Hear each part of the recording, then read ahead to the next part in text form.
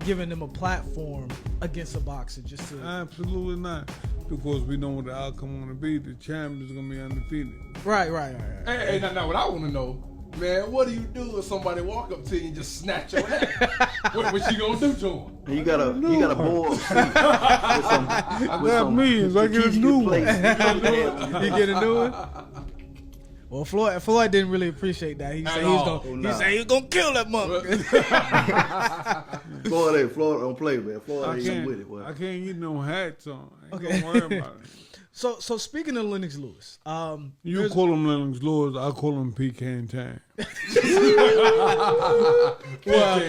Well, I already got one champ breathing down my neck to do a sparring But session. you know why? But you didn't ask the question. Oh yeah, why? Why? Yeah, why? He like his butthole slam. Wait a minute, man. What I missed something. Wisers. Okay, so Wait. Rewind the tape. we live. Hey, man.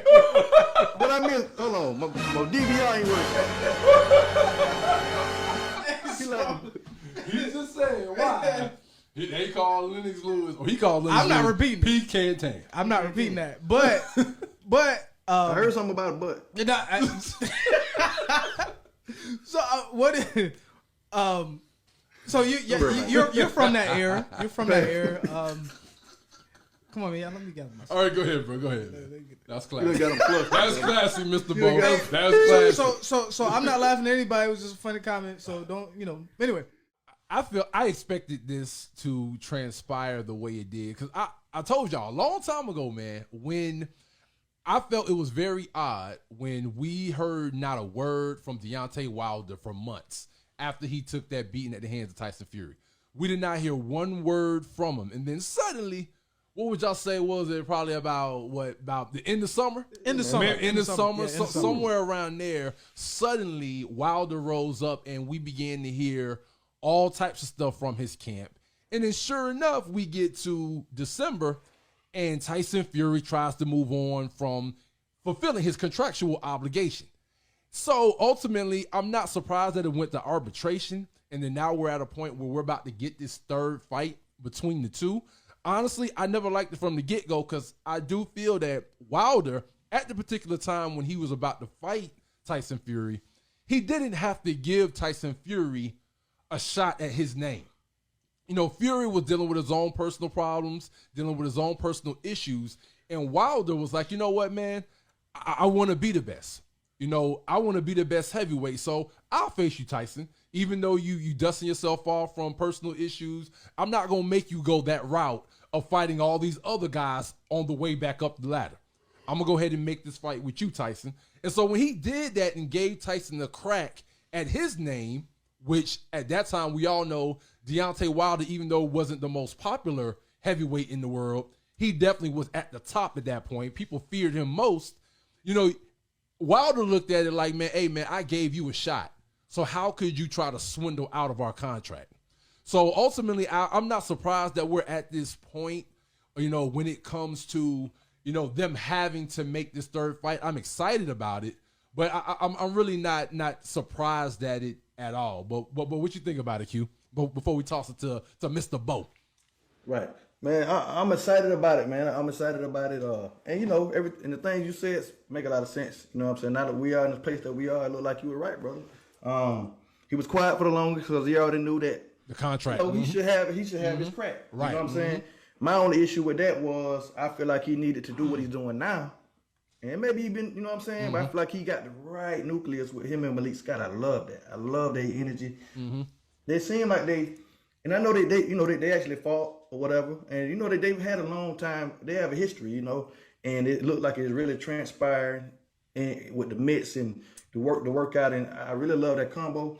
So I'm very excited. I was excited about Joshua Fury. I'm excited about any type of unification bout, especially heavyweight. You know what I'm saying? So it's been since Lennox Lewis beat Holyfield or whatever and was unified at heavyweight a long time ago. So now, either way it go, these are the top three juggernauts. These are the top three guys.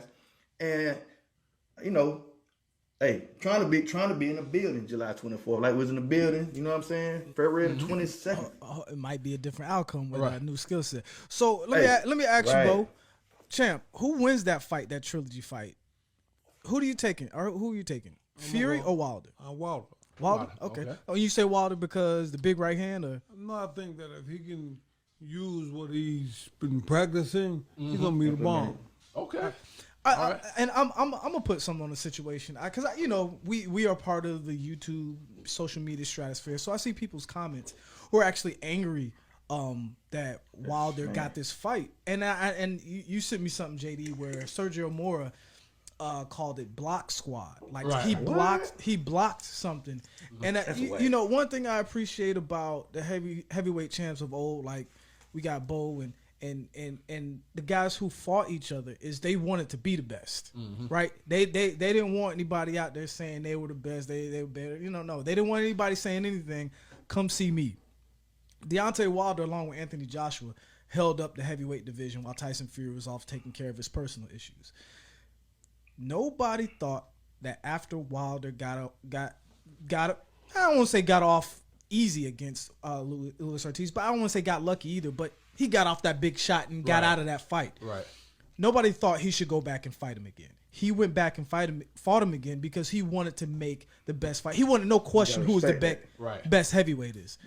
And so for me, it's mind-boggling to see these comments. Oh, it's gonna happen again. Go ahead. He should have listened, because you see what happened. Well, I mean, but you know, but that's we were. He ain't been the same since. but see, we as fans, I appreciate it just because he wants to try to be the best, and I think that's a problem with boxing where everybody's afraid to lose. There's so many fights not happening that should be happening. And see, in my run, it wasn't like that. In my run, you ain't have time to think about losing. Yeah, exactly. Right. You know, you fight who's up next. So for me, it's like I want to really celebrate Wilder just because I've always said this. After when the first fight came up, I said, I don't know, it's iffy. After I saw it, I said Tyson Fury is definitely going to win the second one. I even got so convinced that I started believing that it was going to be a knockout. I didn't say I was 100% sure, so I don't want to rewrite history too much. But I was really leaning towards there being a knockout. I remember you and I got on an argument about that, JD. But I also said I've been consistent about this. I think the third fight, we're going to see the best Deontay Wilder we're ever going to see. Right. And I think after he learned those lessons, I really think, as Bo is explaining, if he can do what he learned, feint, go to the body, we're going to see it. We'll see a different outcome.